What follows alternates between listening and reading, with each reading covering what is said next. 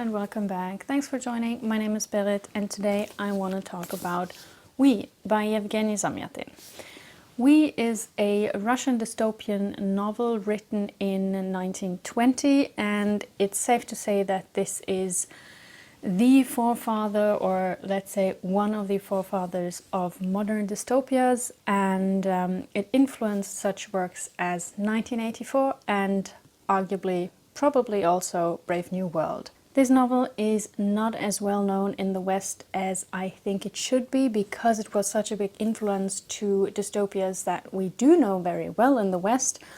And the history of the book is quite interesting because, as I've said, it was written in 1920, but shortly after its publication in Russia it was actually banned and didn't get published in Russia until 1988, although it was translated and published in other countries in the meantime, so it was actually better known in other countries than in Russia between like 1920 and the end of the 1980s. We takes place several centuries in the future in a totalitarian state called One State, which is ruled by the mysterious benefactor.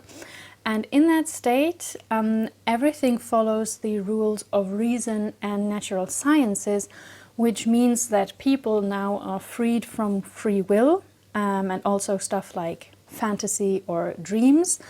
And therefore people are happy because in this novel, or in that state, free will equals unhappiness. So take away the free will and people will be happy. And everything pretty much follows these kind of mathematical rules. People are, for example, also freed from interpersonal relationships. The whole day in that state follows a timetable. Everybody gets up at the same time.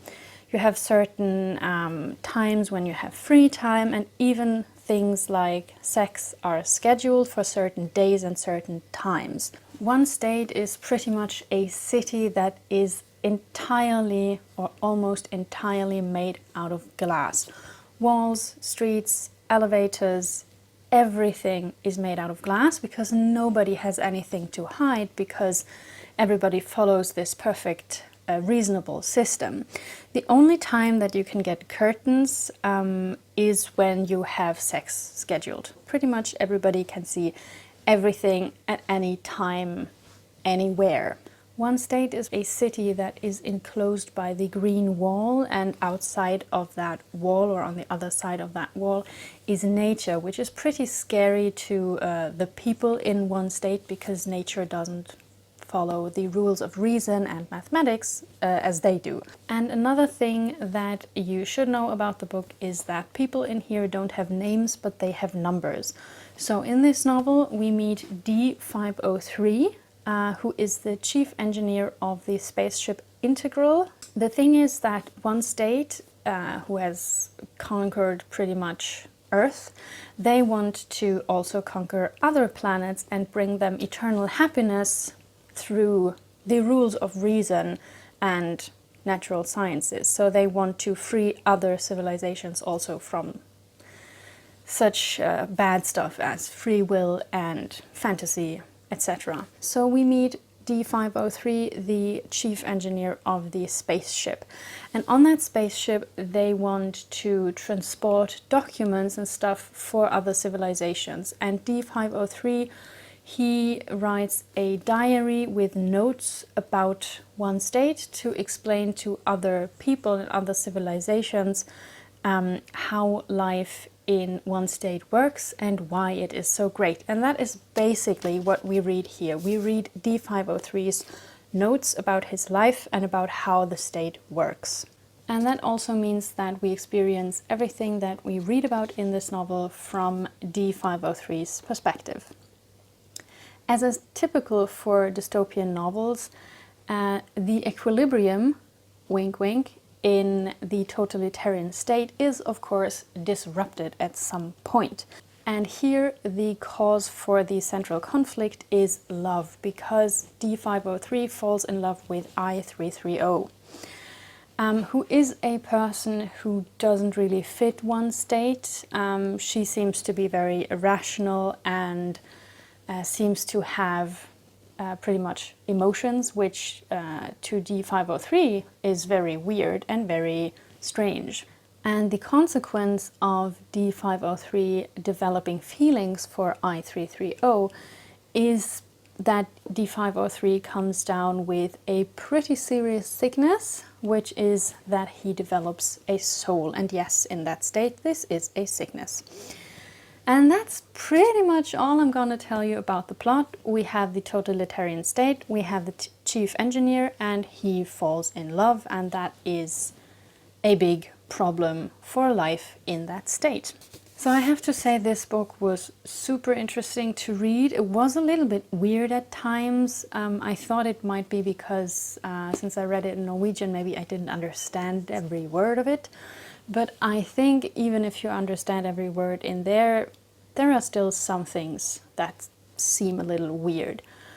And it was super interesting to see how the writing changes as D503 changes, because of course in the beginning he is a follower of the one state, but when he develops feelings he gets insecure because he doesn't know what this sickness is that he has gotten. The novel has a very strong satirical undertone, which especially in the beginning leads to some hilarious stuff. And I want to read you one quote. I'm sorry if that is strange English because I tried to translate the Norwegian sentence.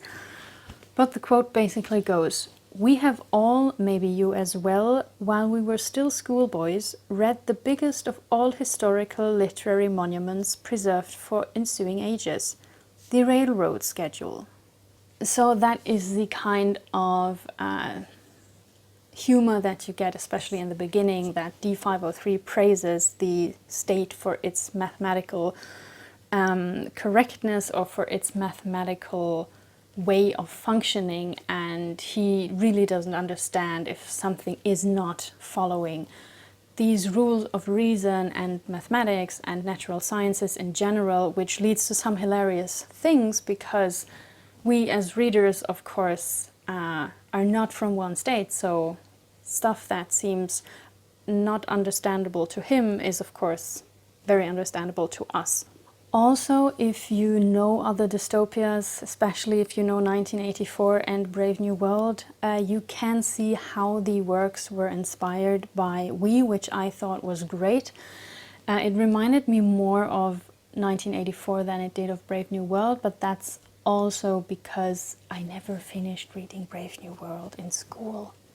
So that's on me. I also think that the more you know about the historical context of the novel, the more interesting it gets, pretty much, because I read the translators afterward, after reading the novel, and I understood that a lot of the things that We refers to, I didn't understand them to the extent that they are in there because I don't know very much about the context of the novel, and also I don't know very much about the context of the time around 1920 in Russia. So the novel refers a lot to Frederick Winslow Taylor, who wrote The Principles of Scientific Management, and that was an important work about effective mass production in the industry.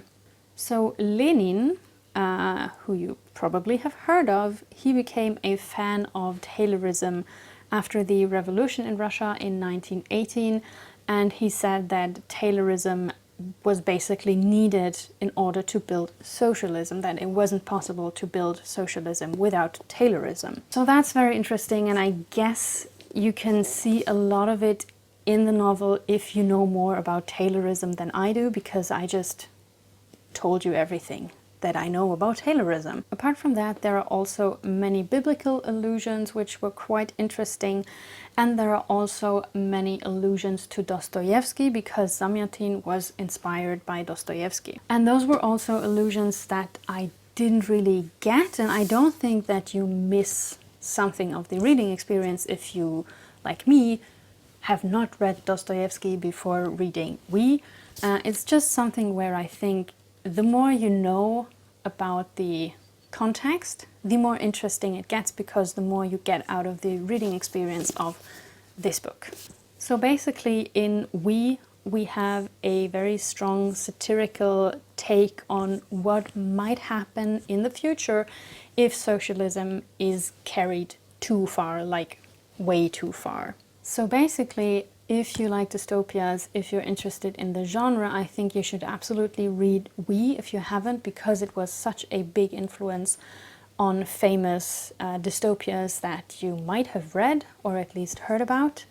But also on its own, I think this is a great novel. The world building is absolutely fascinating. The whole thing with the glass city was super cool, and the concept of taking away free will, fantasy, dreams, love in order to make people happy, and the question of like if that's a good thing to do for people because it will make people happy, arguably, was super, super, super interesting to read about.